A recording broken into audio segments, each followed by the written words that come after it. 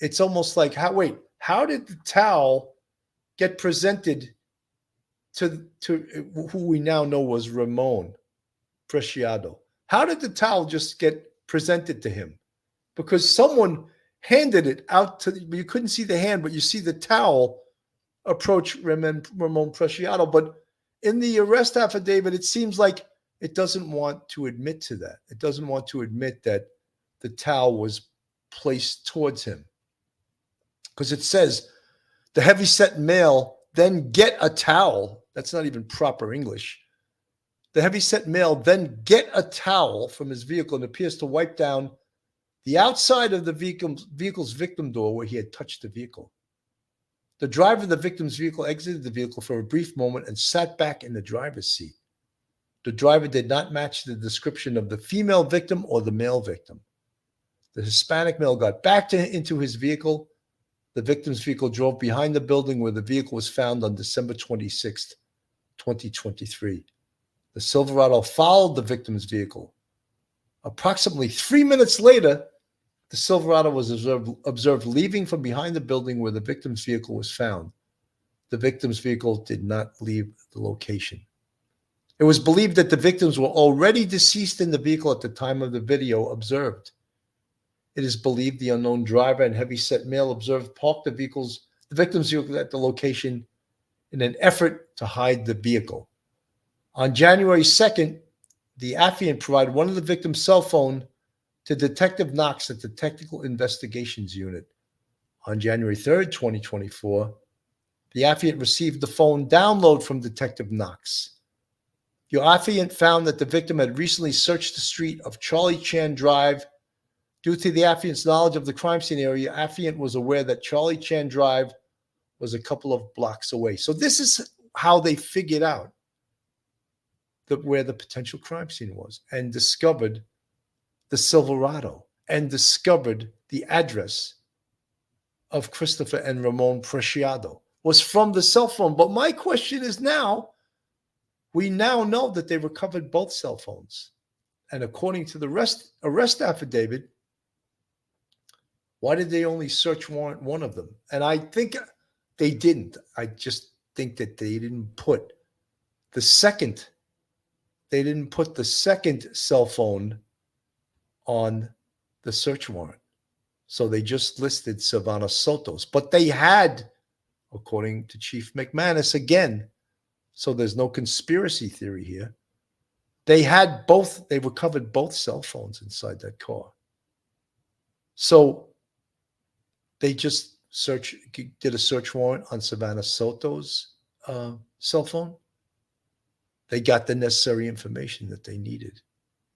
They got the information from the cell phone. Think of the treasure trove of information inside that cell phone. Client lists, GPS information, pictures, potentially previous correspondence with the shooter, Christopher Preciado. Yeah. Is that damaging evidence? Is that incredible evidence? I think so. Bree McG, I believe abuse of a corpse is concealing the dead body and to alter, destroy corpses to conceal the identification of a dead body. Yes, Bree, each state, I think, has a different statute in regards to that. But also by concealing the bodies in the car and parking at a location perhaps that they wouldn't be found, is they're dead. So they're going into decomposition because they're not being found. Could that also be part of this whole thing of concealing the bodies and altering the corpse because they're not obviously allowing it to be found? So Kristen Laredo, the Preciado's neighbors have already confirmed no gunshots heard in their neighborhood the night of the murders. That's impossible. At least could have been blocks away. You know something? And that, Kristen, with all due respect, and I respect you, what you just told me, San Antonio is a violent area, you know? There's probably shots being fired every single night in that area, you know? So do people become numb to it? Do people ignore the fact that there's being shots fired? Could the shot inside the car have been a little bit muffled because it was fired inside the car? And we don't know exactly where Matthew Guerra, where he was shot. If it wasn't inside the car, could that have been inside somewhere and therefore also muffled? Snow Bunny E knows if they have surveillance of the truck and car going into the apartments, do they have surveillance of the dad and son leaving in the truck? I think they said that the truck did pull away and the car didn't leave the location. I think that was mentioned in the arrest warrant. DeQuinto, people, why can't your brain understand this man has all the experience in homicide? Say the truth so all can learn from it. You all need to listen. He's a smart man. DeQuinto, thank you very much. And you know something, DeQuinto, people can disagree with me if they'd like. I'm just giving them the benefit of my experience, of what I know, and of what I do believe that the San Antonio police know. And many things that I've heard online and many things that I've heard as per this case in regards to what's been put out there is rumor and innuendo and doesn't really fit the evidence, doesn't really fit the information that we know.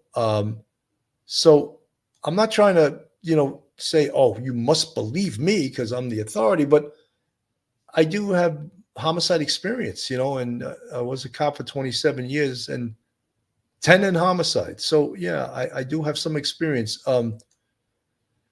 Esme, can you finish playing that press hearing of the weapon being found? Can we listen to the questions being asked? Let me see if I can pull that up again. Hope I didn't get rid of it. I may have.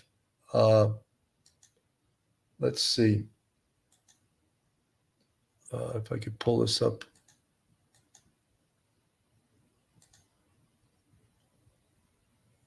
Okay.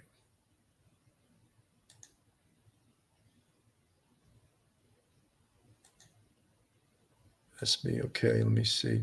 I'm going to see if I can put this up on the screen.